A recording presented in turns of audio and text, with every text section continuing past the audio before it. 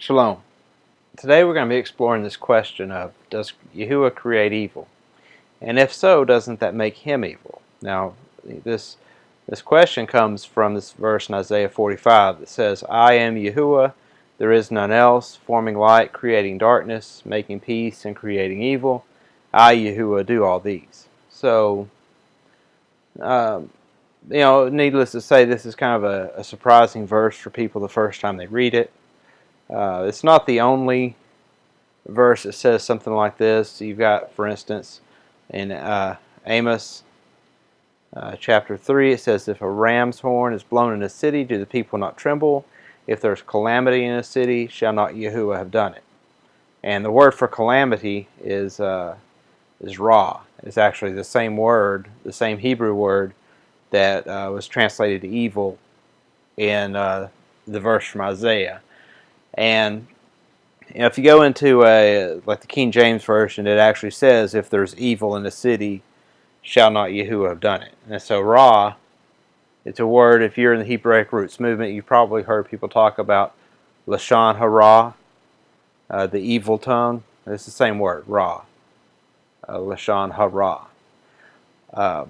So, it does indeed mean evil or wickedness. I mean, that's the accepted translation for it.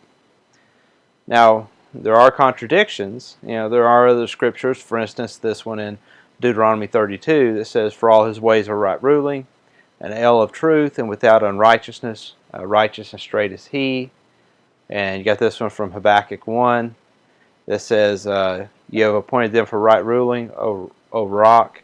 You have established them for reproof, you whose eyes are too clean to see evil. You're not able to look on the wrong. Okay, so we see here, and there's numerous verses. There's far more verses in Scripture that say Yahuwah is far from evil, and he there's no unrighteousness in him, and such and so forth. So, how do we work out these contradictions?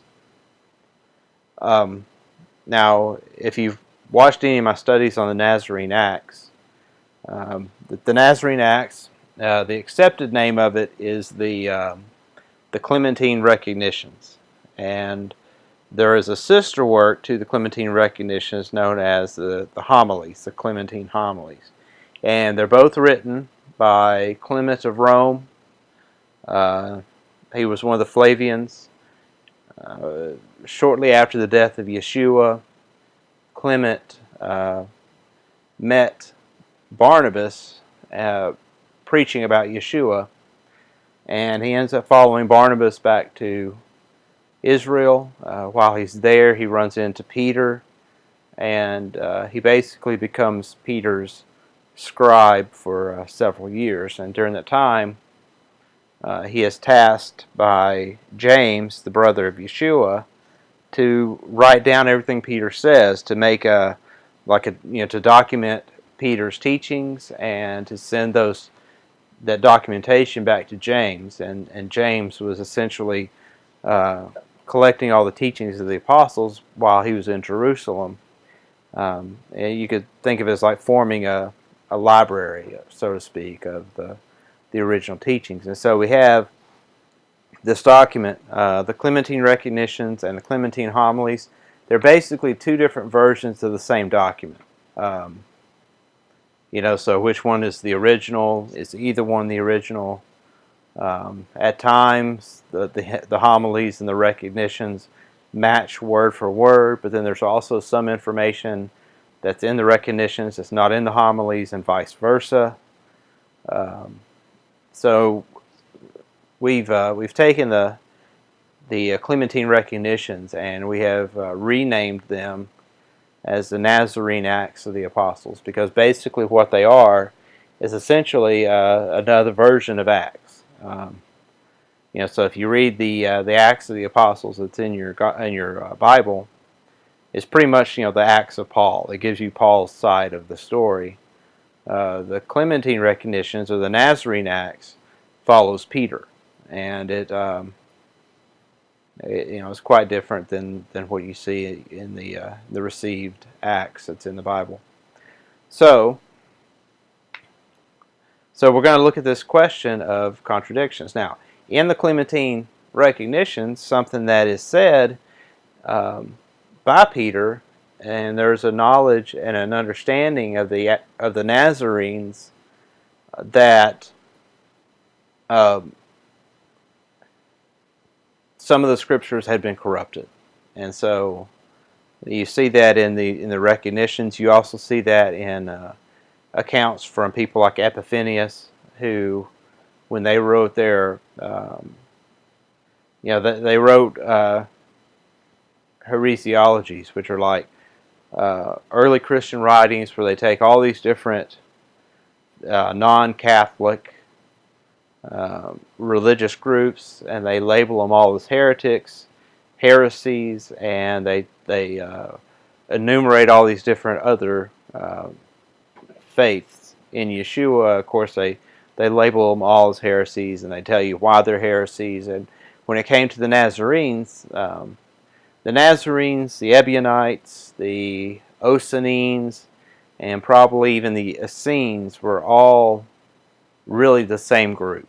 After or right before the destruction of Jerusalem, the Jerusalem assembly fled to Pella, which is just across the Jordan River, northeast of Jerusalem. They all fled to Pella, and then from there, for instance, in Epiphanius's work, he says that all these groups sprang up out of Pella.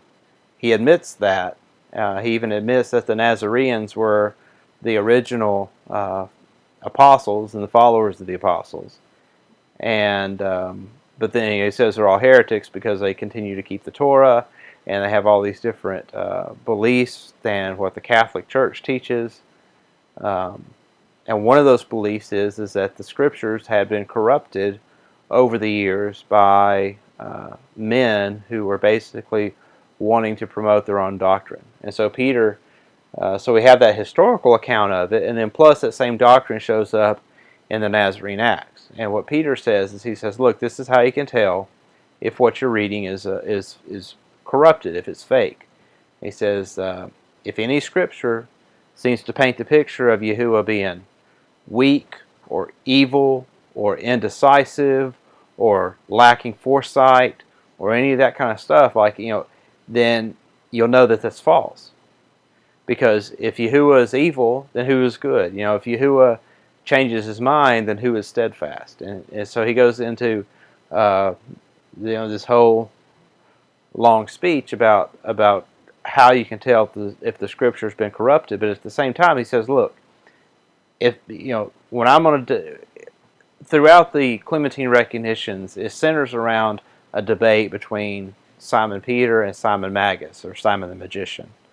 And so he says, look, when I go to debate Simon Magus, he's going to point out all these scriptures, and he's going to pull out all these scriptures that say that, for instance, Yahuwah creates evil or whatever, and he's going to use those to blaspheme against Yahuwah. And he goes, look, I can't go out there in front of this crowd of people, basically the unlearned mass of people, and tell them that the scriptures have been corrupted. They're going to reject my message if I do. So even though these scriptures that Simon Magus is going to use, even though they're falsified by the scribes, and that's not what the scriptures originally said, I'm going to have to defend against these scriptures. So he tells Clement, so I may go out there and defend against the scriptures and answer the challenge that Simon Magus gives, and then afterwards I'm going to explain it to you and tell you the actual truth of it. So, true to form,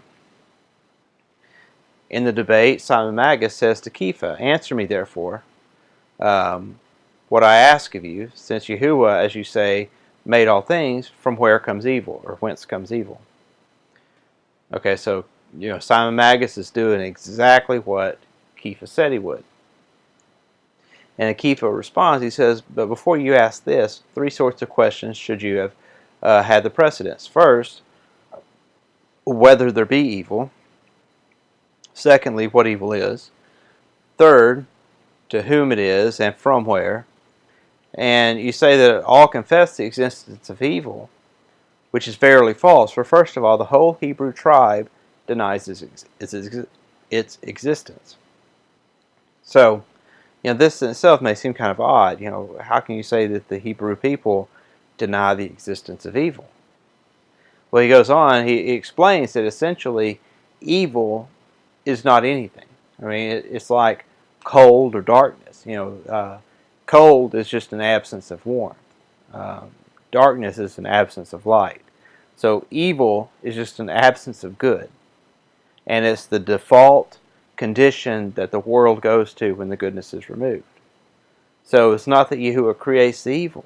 It's that Yahuwah removes his presence. And once the goodness is gone, then the evil comes in to fill the vacuum in the same way that darkness comes in the absence of light. And he says, but if indeed you will do as I think right, I would have it done according to the precept of my master, who first of all commanded the Hebrew tribe that knowing him, or knowing Yahuwah, they should investigate his will and his righteousness, because it has placed him in his power that searching into these things they may find and do and observe those things concerning that they are to be judged. Therefore he commanded us to inquire, not from where evil comes, as you have asked just now, but to seek the righteousness of Yahuwah and his kingdom, and all these things, says he, will be added to you. So, Kepha then goes on to say, he says, the power of choice is the sense of the Spirit possessing a quality by which it may be inclined toward what acts it wills. So there's two issues here. Now, first of all, instead of asking about the evil, we need to seek the righteousness of Yahuwah. And then he goes on to say that the Spirit, he's not talking about the Holy Spirit, he's talking about your, human spirit, your spirit. You have the choice, you have that free will choice because you're that spiritual being. Like that's what Yahuwah gave you. He gave you free will. And of course, Simon Magus agrees with what he said, but then he says, but what I wish to learn then is this, whether what Elohim wishes to be is, and whether what he does not wish to be is not. Answer me this. And so he's basically putting forward a trick question to Kepha. And Kepha pretty much calls him on it. He says, look, if I say that's true, then you're going to say, well, apparently he wishes there to be evil because there's evil. And if I say it's not true, then you're going to say, well, Yahuwah is just weak. He's too weak to impose his will. So he's got him in kind of a catch-22. So Kepha answers it. He says, your question demanded our deliverance on two matters that are contrary to one another. For every motion is divided into two parts, so that a certain part is moved by necessity and another part by will. And those things that are moved by necessity are always in motion. Those that are moved by will are not always. For example, the sun's motion is performed by necessity to complete its appointed circuit, and every state and service of heaven depends upon necessary motions. So basically, there's two kinds of motions. There's two kinds of things going on in the world. There's things that is ordained by Yahuwah, and that there's no way that that's not going to occur. Like if he wills something to happen, it's going to happen. But then there's also other actions that are of our free will.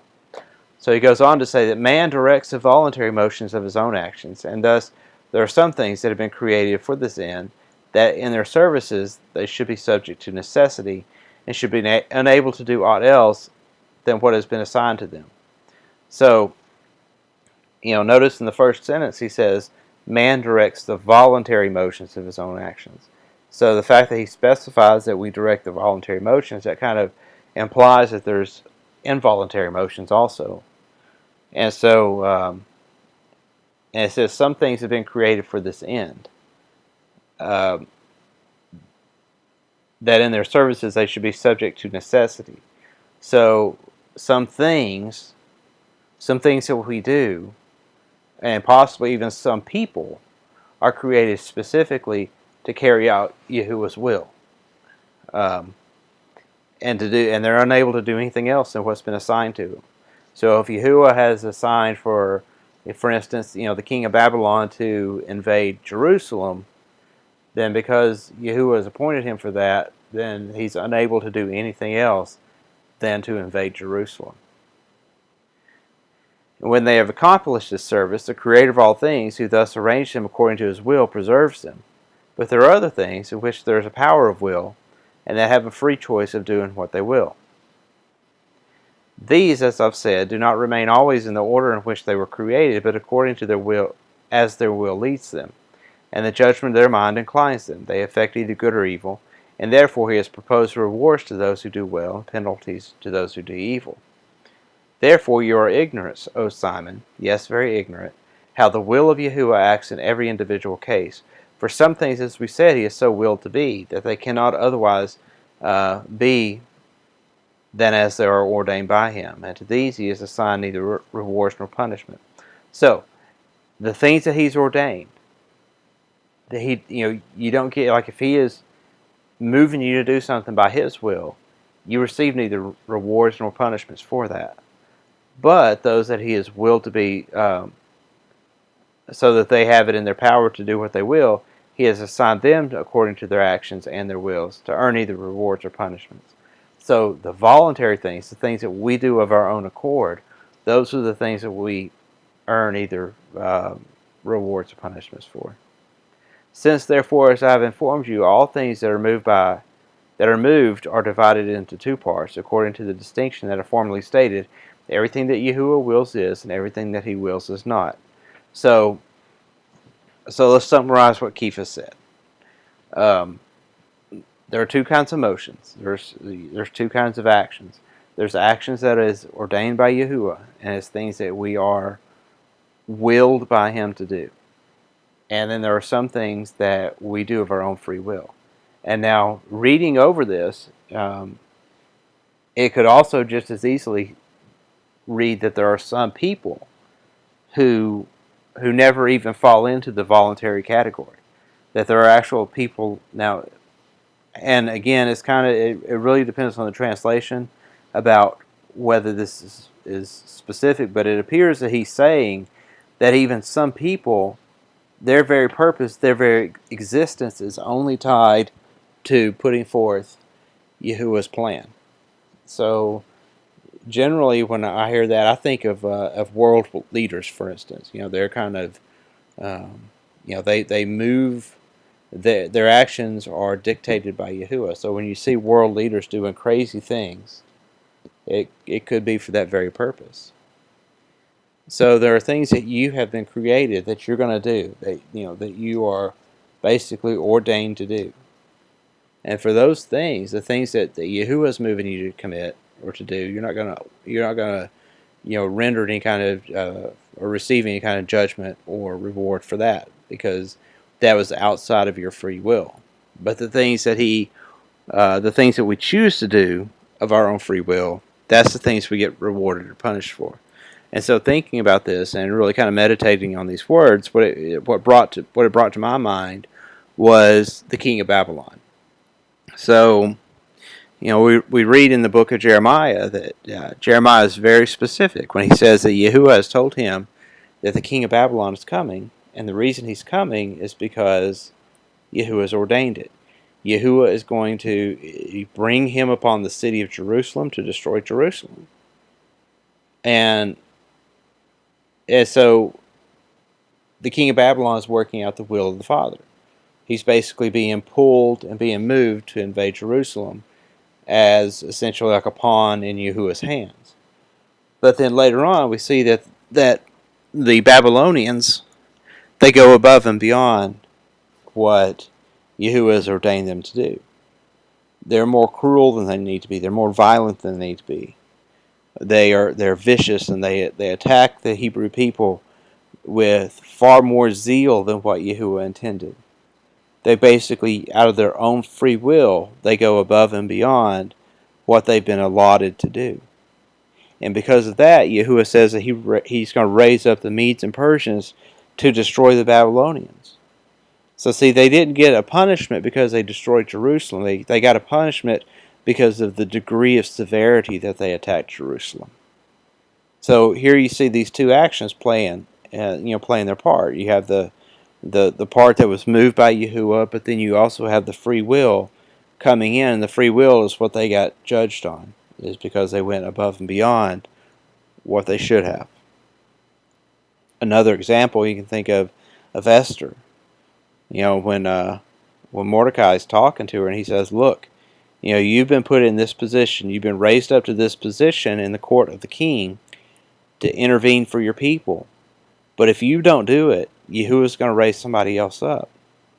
You could see you saw Esther on the precipice of her free will, and of course she went ahead and went through with the mission that Yahuwah had put before her. But that's an example that kind of lines up with what Keith is talking about here. We have free will, but there's some things that we're going to do His will one way or another. But we do also have some things that are of our own free will. So Simon Magus answered, "Was He not able to make us all such that we should be good, and that we should not have it in our power to be otherwise?" And Kepha answered, "This also is an absurd question. For if He had made us of an unchangeable nature, and incapable of being moved away from good, we should not really be good, because we could not be anything else. And it would not be for our purpose that we were good, and what we did would not be ours, but of the necessity of our nature." So basically, Keith is saying, look, He gave us free will. If He hadn't given us free will, there would be no rewards or punishments. There would be, because it wouldn't be us doing it because we were good. It would be us doing it because that's what we do. It would just been part of our nature. And so, the next day, they came back and they were debating again. And Kefa says some interesting things about learning, about teaching. He said, "Let such a one hear this. The teaching of all doctrine has a certain order. And there are certain things that must be delivered first, others in the second place, and others in the third. And so in all order. And so all in their order.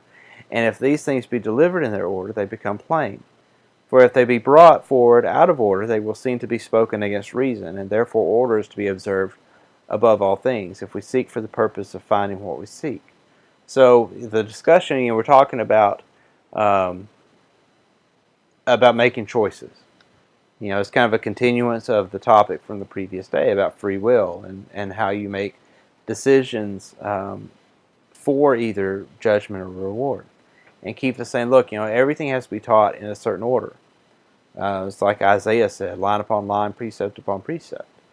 And for myself, I know whenever I came into the knowledge of Torah, when I came into this understanding that the Torah is for today, it's not done away with, and such and so forth, that later, when I looked back on what Yahuwah had revealed to me and how He had led me through my life and through the new understanding He was giving me, I was blown away at times when I would come across this new piece of information. It would play exactly upon something I just learned, a week or two earlier, and I recognized the hand of Yahuwah because of the order in which the information came.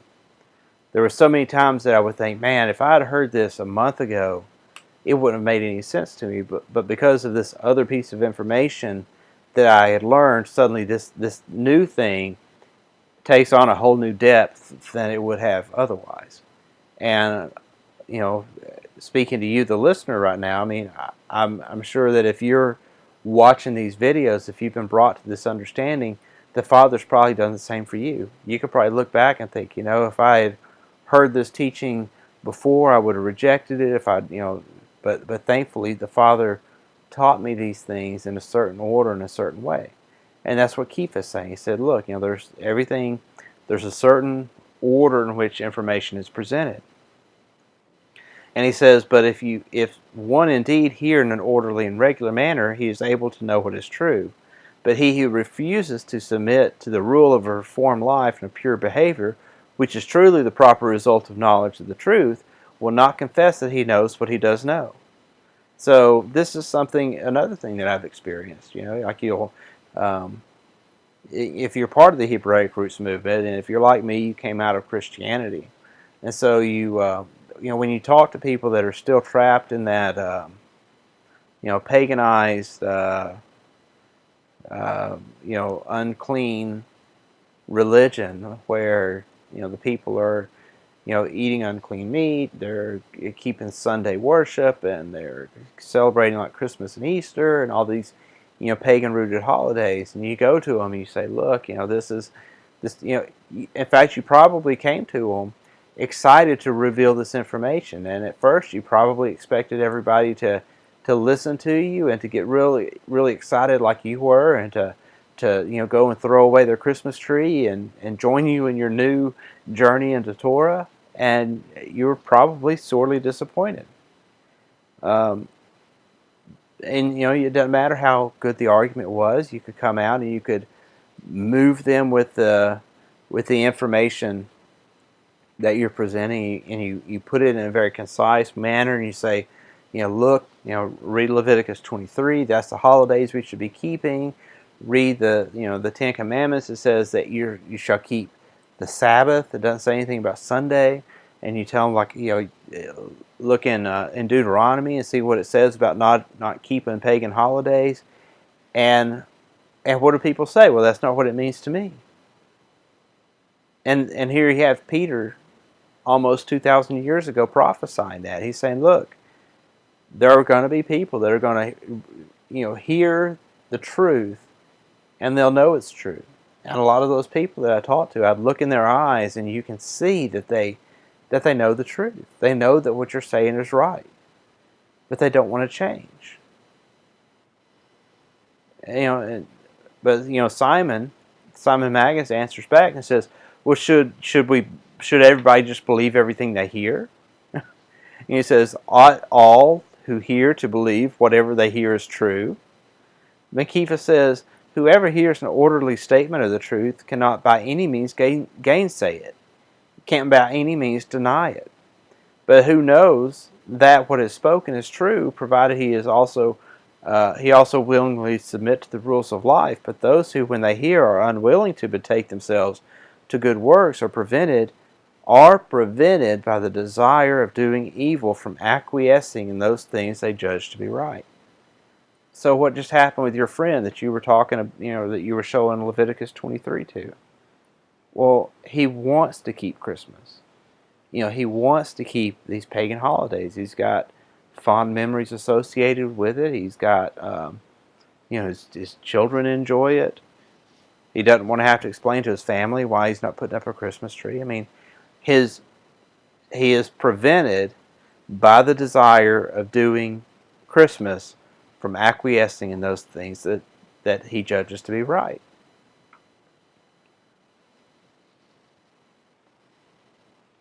So he goes on to say, hence it is manifest that it is in the power of the hearers to choose which of the two they prefer. But if all who hear were to obey it, it would rather be a necessity of nature, leading all in one way. For as no one can be persuaded to become shorter or taller, because the force of nature does not permit it, so also, if either all were converted to the truth by a word, or all were not converted, it would be the force of nature that compelled all in the one case and none at all in the other to be converted. So, what's Keefe saying? Well, he's saying that the fact that not everybody converts to the truth, when they're presented with it, that in itself is the proof that it's our free will. Because if everyone either converted or everyone did not convert, then it would be a force of nature. It would just be something ingrained within you. It would be Yahuwah moving you. But it's not. It's your free will. That in itself is the proof that it's free will. And Simon responded back, he said, inform us, therefore, what he who desires to know the truth must first learn. And then said Kefa, before all things it must be inquired what it is possible for a man to find out. For of necessity the judgment of Yahuwah turns upon this, if a man was able to do good and it did not. And therefore men must inquire whether they have it in their power by seeking to find what is good, and to do it when they have found it. For this is that for which they are to be judged. So what is Kefa saying here? Well, there's a really good book. Name of the book's Too Long in the Sun. It's written by Richard Reeves. It's it's just a book on the truth of Sunday and not keeping Torah and that sort of thing. And in the very beginning of the book, the first page of the book, it's got big letters. It says, warning, warning. Before you read this book, I want you to know that you're going to learn things in this book that's going to force you to make a decision. And you're going to have to either decide to change, or you're going to have to decide to continue in the way you are now. Before you read this book, you need to make a decision as to whether or not you have the capability of changing. Because otherwise, you're going to be judged for it. And this is what Keith is saying. If you seek out this truth, before you even start the journey, you got to count the cost. Before you even seek out the truth, you need to ask yourself, am I going to be able to change if I learn new truth? And honestly, I think that even if you're already in the Hebraic Roots movement, you have to ask that question also. Because going from being a completely secular in the world kind of person to coming into, let's say, Christianity, that's one layer of the onion peeled away. And then you go from Christianity to Hebraic roots, that's another layer of the onion peeled away. But I believe that there's other things that we're still peeling away layers. So even you yourself, you may be keeping Sabbath, and you may be keeping Passover, and you may be eating kosher.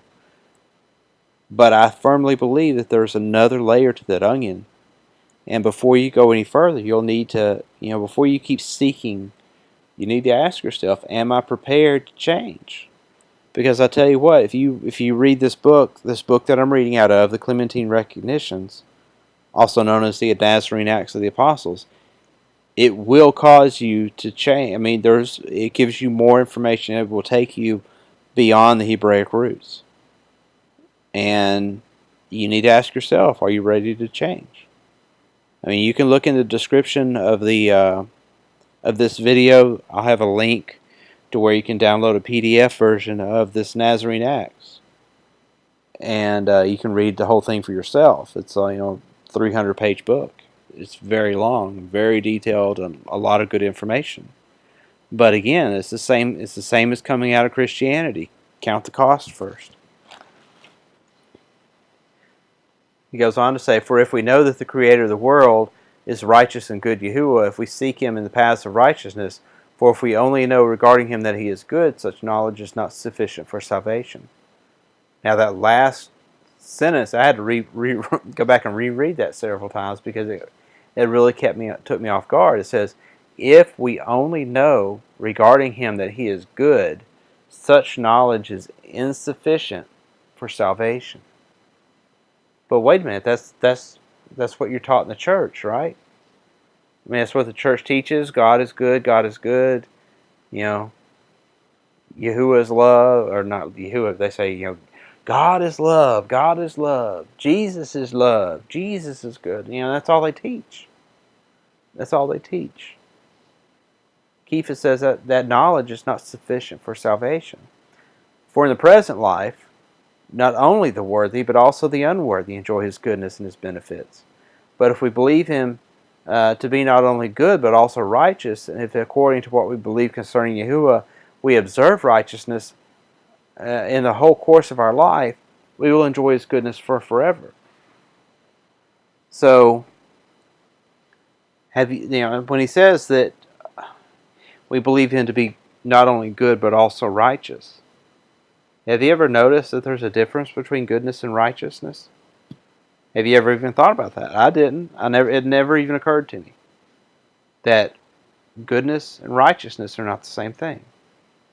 So what's the difference? Well, your goodness would be just your benevolence. If you're just blessing people, if you go and you see a person who is a criminal, let's say this person is a criminal, but they're homeless, and you give this person a hot meal, that's goodness. This person's a criminal. He doesn't deserve a hot meal. He doesn't deserve your care, but you're just being good. You're being good to him, being kind to him. You're giving him something that maybe he doesn't even deserve.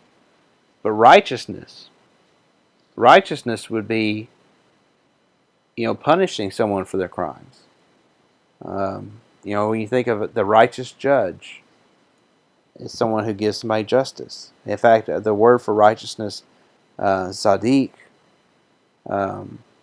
is often found in the scriptures along with the word for justice, or mishpat.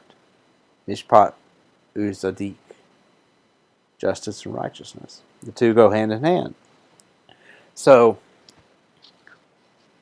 in a word to the Hebrews, this is Kepha, whose opinion concerning Yahuwah was that he is only good, our Master said that they should seek also his righteousness. That is, that they should know that he is good indeed in the present time, but all may live in his goodness, but that he will be righteous on the day of judgment, to bestow ageless rewards upon the worthy, from which the unworthy will be excluded. So, when you're talking about righteousness, again, it just reiterates he's talking about judgment. Now he's good. Now he's being good to all. But at judgment, that's when the righteousness comes in. And Shimon says, how can one and the same being both be both good and righteous? And Kepha says, because without righteousness, goodness would be unrighteousness. For it is the part of a good Elohim to bestow his sunshine and rain equally on the just and the unjust. But this would seem to be unjust, if he treated the good and the bad always with equal fortune. Kepha would say, look, if Yahuwah always treated the good and the bad the same, that would not be righteous. That would be unrighteous.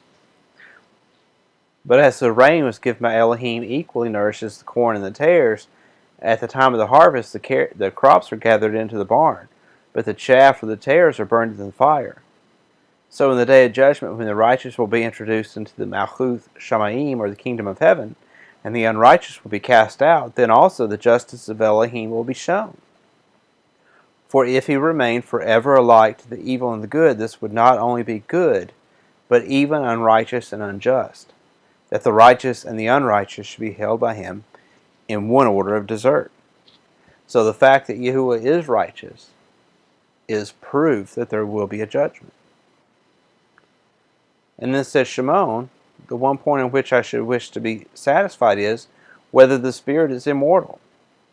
For I cannot take up the burden of righteousness unless I first know concerning the immortality of the spirit. For indeed, if it is not immortal, the profession of your preaching cannot stand.